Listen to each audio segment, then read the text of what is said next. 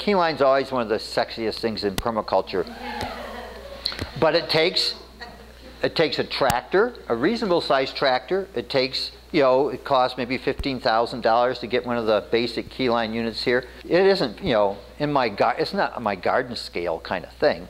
You can do things other ways. The biological way is to plant lots of deep-rooted plants, trees, shrubs, and stuff, and break things up gradually and build it up gradually. The benefit of keyline is that it's a way of treating large areas of land really fast. Has incredible potential for improving the agricultural situation in Montana, mainly on overgrazed pastures. You end up with like 18 inches of really good soil, and that holds an awful lot of water, way more water than it ever could before you did the conditioning. So this is a way to really improve your productivity. The water that falls onto the landscape is caught in diversion channels.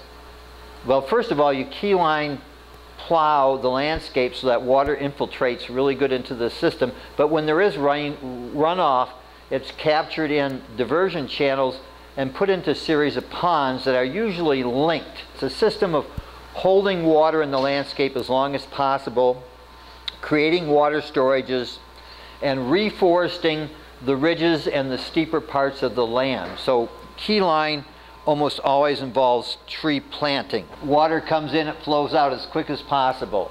In permaculture, we're trying to run the water through as many duties or as many uses as possible before it exits. You could use that same schematic for energy flow in the system. How do you keep the energy flow in the system as long as possible? Nutrients, such as nitrogen, phosphorus, potassium, calcium. Instead of just letting it zip out the system, you try to bounce it around. You could also use this for economy, for money. You have big box stores in Missoula. The money just pretty much goes right out. You have a lot of small businesses who are buying from each other. You bounce that money around in the economy a lot longer. So it's, again, keep things in the system.